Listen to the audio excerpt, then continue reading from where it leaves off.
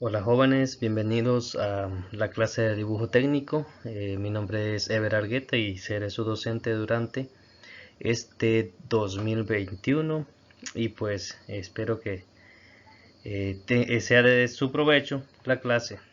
Em, en el día de hoy pues hablaremos sobre un tema que ya lo han visto en años anteriores pero que se repasa en noveno, y el tema es de normalización en el dibujo técnico. Una parte de este gran tema, ¿verdad? Recordemos que la normalización en el dibujo técnico son una serie de normas y reglas que sirven para que cualquier persona que las conozca pueda entender cualquier dibujo normalizado, o bien pueda realizar un dibujo que sea entendido por cualquier otra persona que conozca dicha normalización. Eso es para que la mayoría de las personas que manejen esta información puedan aplicarla ya sea en cualquier construcción o actividad que estén realizando. Una parte de la normalización es la acotación. Bueno, ¿qué pasa si tenemos que fabricar un objeto utilizando como referencia un dibujo? Nos vemos en la necesidad de que ese dibujo dé, entre otras cosas, la información de las medidas reales que tiene dicho objeto y de cada una de sus piezas, es decir, que ese dibujo debe de tener toda la información que nosotros necesitamos para poder ya fabricar esa dichosa pieza o ya sea un objeto, ¿verdad? Por ejemplo, si vas a construir una caja para guardar cosas, necesitas saber las dimensiones de la caja que vas a construir, ya que sea de adaptar a tus necesidades, las cosas que se quieren guardar en ella, por ejemplo. Por lo tanto, para construir necesitas saber las medidas de cada una de las piezas que forman la caja. ¿Cómo se puede saber esas medidas? Bueno, en este caso es acotando, es decir, midiendo. ¿Sí? Muchos confunden este término o al menos no lo entienden, pero acotar significa básicamente medir. ¿Y cómo puedo medir? Pues mido el ancho, mido el grosor, mido el alto, el espesor, la posición de un orificio, la dimensión desde una esquina a otra esquina. Eso significa acotar, ¿verdad? Una pieza correctamente acotada se puede fabricar tanto por ti como por otra persona sin necesidad de medir el dibujo, ya que éste indica las medidas de la pieza. Por ejemplo, si una persona construye un plano para que se la haga un albañil, el albañil debe entender el dibujo que nosotros le damos. Es decir, hablar el mismo idioma, y ese idioma es lo que le llamamos normalización. Si nosotros colocamos mal una medida o mal un símbolo en el dibujo o en el plano, la persona que está realizando esa construcción posiblemente se confunda, ¿va? Y no comprenda lo que queremos hacer.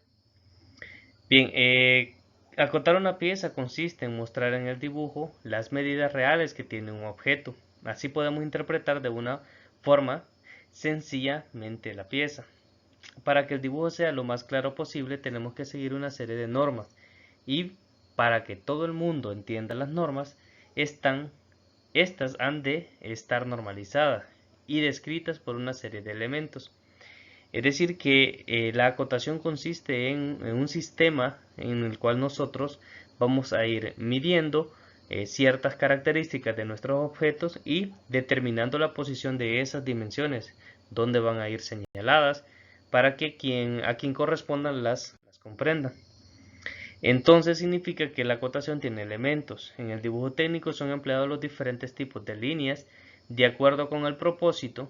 Cada una de ellas tiene su razón y significado, así como su clasificación, establecida por el reglamento del dibujo técnico, para que éstas sean de fácil y universal comprensión para todo arquitecto o ingeniero. Se califican por su grosor y uso como gruesas, medias y finas.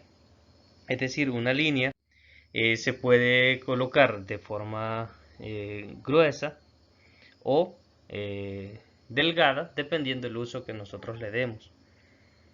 Aquí están los elementos de acotación.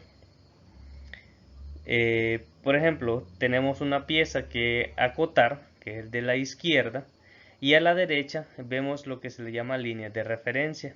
Esas líneas se colocan siempre antes de medir una pieza, es decir, nos va a indicar hasta dónde, de dónde a dónde vamos a medir o de dónde a dónde va a ir señalada esa medida. Por ejemplo, ya en esta imagen tenemos que ya tenemos las dos líneas de referencia que estaban en la imagen anterior, pero le añadimos una línea de cota. Esa línea de cota contiene unas flechas. Las flechas indican el límite hasta donde nosotros medimos. Esas flechas indican esa medida, ¿verdad? Entonces le tenemos que agregar las dimensiones, es decir, la cantidad de ya sean metros, milímetros, kilómetros que realmente mide la pieza. Bueno, pues como en el ejemplo de esta imagen, hay dos medidas, una de 30 y otra de 70. Pueden ser milímetros, pueden ser pulgadas, pueden ser metros, eso se indica en otra zona del formato del dibujo. Aquí vemos un ejemplo donde aparecen lo que es las flechas de cota, las cifras de cota, como el caso del 70 y el 30, las líneas de cota, donde está contenido las flechas, y las líneas auxiliares, ¿verdad? Esto me indica cómo puede ir especificada una cota. Bueno, solamente eso como introducción al tema de acotación.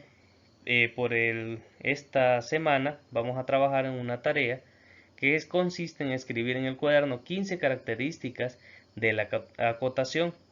De ser necesario, debe incluir dibujos que ilustren esas características. Para realizar esta tarea se les enviará un documento en el cual aparecen esas características, y son muchas, muchas por cierto, pero se les solicita solamente las primeras 15 características. Es necesario que las lean, las estudien y puedan mandar la asignación.